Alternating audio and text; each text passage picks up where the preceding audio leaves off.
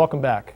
Maryland Commerce Secretary R. Michael Gill was in town last week, and he had plenty of positive things to say about the county's vision. Jim, could this mean we'll finally get the backing from the state we need to execute our county's projects? So, I don't know. I think that I think there are things that the state can definitely help us with, but I think there are things we can do on our own as well. It's a complex economy in this area, and we are already a net taker. In other words, we get more back in tax benefits from the state than we pay in as a community. So I think that it is incumbent upon us to craft a plan and understand, with the state's input, what things are right for Washington County, and I think we have a lot of things on the table that we've already done, certainly in the educational arena with Barbara Ingram. I think the library was a big win for us. I think that if we can put together the downtown education hub, that's going to be a big win for us. I think USMH was a coup beyond all coups. But I think it's still going to be incumbent on us to have the plans. But to me, this is more than anything an understanding that we're starting to get noticed more. And I think that's good. And I think it has to do with a lot of factors, some of which I just mentioned. And I also think it has to do with the fact that John Barr has stuck it through and become president of Maryland counties, I think. Yeah, right? Maryland Association of Counties. And I think that's a big deal. And I think it puts us at the forefront, and I think it puts us more in the line of sight for some of these state officials. So, just my opinion. You know, I think one of the challenges that we have in this community is the infrastructure to support as we grow.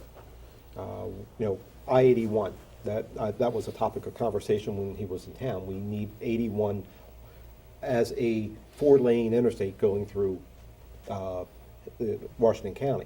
70 needs to be enlarged also because of the build-up of traffic that we have. But it's the safety of people on the highways. There was a great editorial written in the newspaper earlier, I believe it was last week, yeah, it was last week, that was talking about it. But we need the infrastructure. We need the people who can seek out the jobs and can fulfill the jobs and what their role is. We sit back and we look at the technology park. That's a few months, a year down the road as things are starting to come online for it. I think that's positive. We have Mack Truck that I think could continue to grow, or Volvo continue to grow. So there's a lot of positives. The fact that I believe Governor Hogan realizes that the state exists beyond the Appalachian Trail, I think that's a positive for us. Now we have to leverage it and take advantage of it. You know, getting people from the state here to recognize that we have needs and we need to be smart in how we invest our money, not just from the state, but also on a local side, that we can build up the infrastructure to support it. We have the wherewithal of people in this community that can fill the jobs. Jim mentioned about the competitiveness, living so close to West Virginia and Pennsylvania, it's a challenge to attract that investment when they don't have to go very far. Yeah. Like the Procter & Gamble plant in West Virginia. Absolutely. And there was a period of time, and the economic development person from Pennsylvania, from Franklin County, did an interview with us on the show a couple of years ago before we rehired a new economic development chief in Washington County.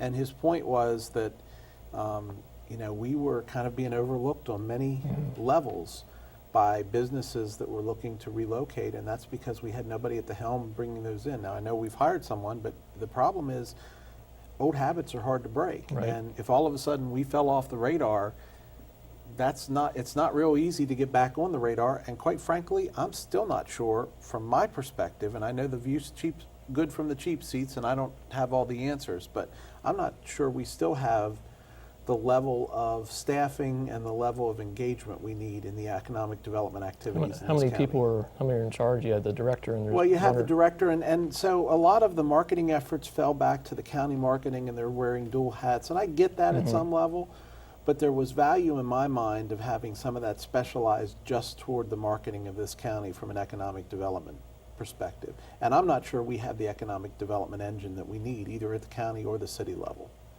With all due respect to the people that run this, Right. because I like both of them, I think we need more, and that's a budget issue.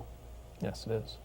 Now, do you think one of the challenges that we face, as far as the community goes, we have the bodies. Do we have the education level to support it? For technology jobs coming into this community, do we have the education level of the individuals to fill out the jobs, or are they going to be coming in sort of at a base level? So, I mean, and again, this is an area where our county has room for improvement, but look at the educational opportunities in this community versus, Exactly. in the past. We have Kaplan. We have University Systems of Maryland at Hagerstown.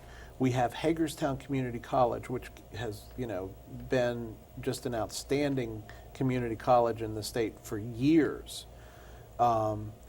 We have the things like BISFA. We have the technical high school. We have a lot of educational opportunities. So my guess is, hopefully, over time, we'll catch up on that I front. think the educational aspect is there, but like you mentioned, getting the actual development and the investment in to get those businesses here might be a little longer. Now, does tax base, because Washington County has Maryland has a different tax base, and Maryland has had a history of being not exactly a pro-business state for people to. I think if businesses they look at taxes for sure for their bottom line, but if they're successful at what they do, they're going to get their products sold, they're going to make money. I don't think it's that big of a deterrent. I would agree with you, and I was one that the more informed I became on that subject, the more I started to believe that, yeah, the taxes are not what I'd like them to be in Maryland, but I don't think that's the biggest issue. I think the fact that we're at the crossroads of 81 and 70 are a big issue. I think that the workforce is a big issue. I think that having a economic development engine that really welcomes people in and just, let's face it, we don't buy on price alone. None of us do. If we did, we'd all be eating the dollar value meals at your favorite fast food restaurant instead of going to a good restaurant. Or we'd all be eating macaroni and cheese instead of whatever else we choose to eat that's more expensive. So I think the cost factor is an issue, but not the issue. Yeah. I think value is the issue. And Berkeley County, Jefferson County, Franklin County, they're more attractive because they've been selling themselves. They have, no question about it. Eastern Panhandle is growing. I went over there the other week, and it's amazing the level of construction of new houses. It's absolutely amazing. Wild. And Franklin County is growing significantly too. So, I mean, there's a lot going on around us, and I just hope that we can catch up. But we have some good companies here, and hopefully they'll continue to grow, and hopefully we can continue to attract more companies in. Okay. So, I agree. I think we've rolled that one as far as we can. Yeah. Take us out. Next up on the flip side, what's next for Maryland's economy? Our panel has details in 3 minutes.